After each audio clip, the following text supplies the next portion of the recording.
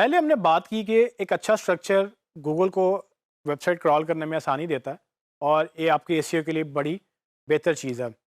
लेकिन वो अच्छा स्ट्रक्चर एक्चुअली नज़र कैसे आता है उस पे हम अब बात करेंगे। तो आपको मैंने ये स्ट्रक्चर दिखाया था कि जिस तरह से लेवल 1, लेवल 2, लेवल 3 और लेवल 4 यानी कि टियर 1, टियर 2, टियर 3 और टियर 4 इस तरह से पेजेस जिस तरह से आप डीप डाउन चले जाते हैं आपको ये लेवल्स अब बढ़ते चले जाते हैं। ये स्ट्रक्चर की हद तक तो ठीक था, लेकिन अगर आप उसको हम यूआरएल के स्ट्रक्चर में देखेंगे तो ये कैसा लगेगा। इसके लिए मैं आपको एक एग्जांपल देता हूँ। तो लेट्स सपोज कि एक सैम्पल बिजनेस की वेबसाइट लेते हैं। उसमें नॉर्मली क्या होता है कि एक होम पेज होता है, एक सर्विसेज का पेज होता है और उसके बाद एक जो पेज है वो सर्विसेज के अंडर कंसल्टिंग या प्लानिंग या उनकी सब सर्विसेज का पेजेस होते हैं। इसी तरह से आप अबाउट का पेज ले लें, आवर टीम का पेज ले लें और आवर मिशन का पेज ले लें। तो इस तरह के बेशुमार पेजेस आपने देखे होंगे मुख्तलिफ वेबसाइट्स के ऊपर और हर पेज का एक यूआरएल होता है।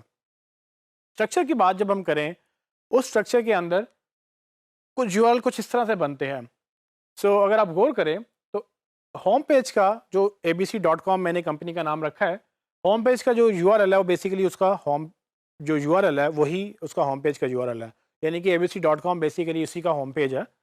लेकिन जैसे ही आप सर्विसेज पेज पे जाते हैं जो कि एक लेवल डाउन है, वो लेवल डाउन यूआरएल में शो करने के लिए हम स्लैश डालते हैं। तो इस स्लैश का मतलब ये है कि ये एक फोल्डर नीचे चला गया है, यानी कि एक लेवल नीचे चला गया और उसके बाद उस पेज का नाम या उस पेज का यूआरएल आ जाता है।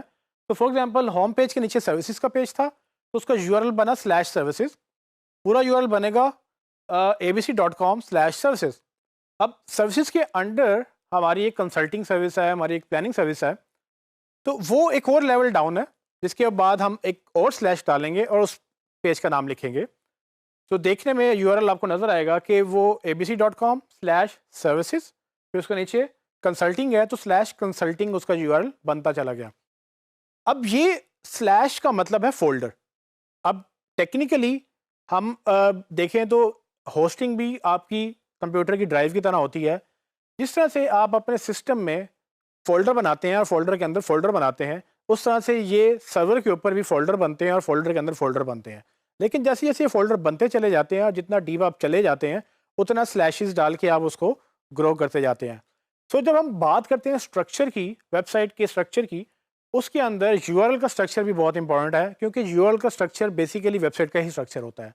या आप यूँ कह सकते हैं कि जो वेबसाइट का स्ट्रक्चर है, वो अल्टीमेटली यूआरएल का स्ट्रक्चर बन जाता है। इस स्ट्रक्चर में आपने तकरीबन 3 चीज़ों का ध्यान रखना है। वो 3 चीज़ें क्या हैं?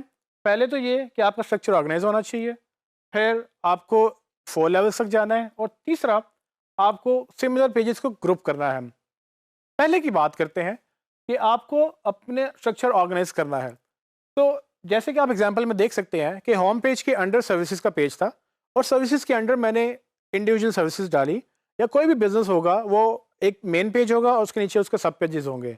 अब मैं कंसल्टिंग और प्लानिंग को अबाउट अस के नीचे नहीं डाल सकता था क्योंकि उसकी सेंस नहीं बनती, या अबाउट अस को सर्विसेज के नीचे नहीं डाल सकता क्योंकि उसकी वहाँ सर्विसेज के नीचे सेंस नहीं बनती। अबाउट अस एक डिफरेंट सेक्शन है, सर्विसेज एक डिफरेंट सेक्शन है, लेकिन सर्विसेज की डिटेल या एक्चुअल सर्विस क्या है उसके जो सब पेजेस हैं वो सर्विसेज के अंडर फॉल करते हैं। ये स्ट्रक्चर बहुत इंपॉर्टेंट है ना सिर्फ यूजर्स के लिए बल्कि गूगल के लिए या सर्च इंजन के लिए। वो इस स्ट्रक्चर को फॉलो करते हैं और ये देखते हैं कि किस तरह से आपकी वेबसाइट प्रोग्रेस करती है। तो एक चीज़ आपने ध्यान में रखनी है कि आपका स्ट्रक्चर वेल ऑर्गेनाइज्ड हो, प्रॉपरली ऑर्गेनाइज्ड हो और आप उसको प्रॉपरली नेस्ट करेंगे एक स्ट्रक्चर को एक पेज को दूसरे पेज के नीचे। दूसरी चीज़ आपको जो अंडरस्टैंड करनी है कि ये जो लेवल्स आपको मैंने बताए थे, आप कोशिश ये करें कि लेवल 3 या मैक्सिमम लेवल 4 तक अपना स्ट्रक्चर ख़त्म कर लें। इसका मतलब ये है कि अगर आपको डीप पेजेस बनाने हैं तो आप बनाते चले जाएं, लेकिन जब आप 4th लेवल पे चले जाएं उसके नीचे 5th लेवल पे आप बिल्कुल मत जाएं क्योंकि 5th लेवल तक गूगल या सर्च इंजन उसको क्रॉल नहीं कर पाते और वो इतना डीप चला जाता है कि वो यूआरएल हो सकता है कि गूगल में मिस हो जाए या किसी भी सर्च इंजन में वो क्रॉल ना हो सके और वो इंडेक्स होना मिस हो जाए। तो अगर आप अपने वेबसाइट का स्ट्रक्चर इस तरह से रखें कि होम पेज, उसके नीचे सर्विसेज का पेज और उसके नीचे आपके इंडिविजुअल सर्विसेज। लेकिन अगर आपको लगता है कि इंडिविजुअल सर्विसेज के नीचे भी आप फर्दर क्लासीफाई करना चाहते हैं तो आप उसको दो कॉर्पोरेट कंसल्टिंग या किसी और तरह की कंसल्टिंग, अगर आपने कंसल्टिंग को भी डिवाइड करना है 2 पार्ट्स में तो आप वो भी पेजेस बना सकते हैं। लेकिन कोशिश ये करें कि उसके नीचे आप मत जाएं। अगर आपको उसके नीचे जाना पड़ता है तो कोशिश ये करें कि आप कॉर्पोरेट कंसल्टेंट को पेरेंट पे ले जाएं और उसके नीचे वो सर्विसेज डाल दें। तो ये स्ट्रक्चर कैसे बनेगा ये डिपेंड करता है कि बिजनेस क्या है और आपसे क्लाइंट क्या डिमांड कर रहा है और लोग उसको किस तरह से सर्च करते हैं।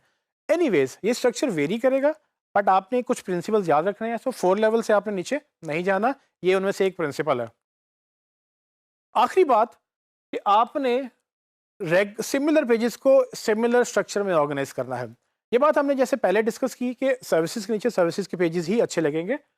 वो एक तो उसके अंडर आने चाहिए, वो ज़रूरी है क्योंकि स्ट्रक्चर बहुत ज़रूरी है, लेकिन फिर ये भी ज़रूरी है कि आप रेलिवेंट पेजेस को रेलिवेंट ग्रुप में या उसके अंडर स्ट्रक्चर करेंगे ताकि गूगल को अंडरस्टैंड हो जाए कि हाँ, अगर कंसल्टिंग एक सर्विस है लेकिन उसके ऊपर एक पेरेंट सर्विस है जो सर्विस का पेज है और उसके ऊपर होम पेज है, तो गूगल इस तरह से अंडरस्टैंड करता है कि हाँ, यूज़र अगर सर्विसेज के पेज पे आ रहा है तो माइट पॉसिबल कि वो कंसल्टिंग सर्विसेज देखना चाह रहा हो, क्योंकि लोग सर्विसेज बाय नहीं करते, लोग एक्चुअल सर्विस की सिंगल सर्विस बाय करते हैं जो कि कॉर्पोरेट कंसल्टिंग हो सकती है, कॉर्पोरेट प्लानिंग हो सकती है या खाली प्लानिंग की सर्विसेज हो सकती हैं।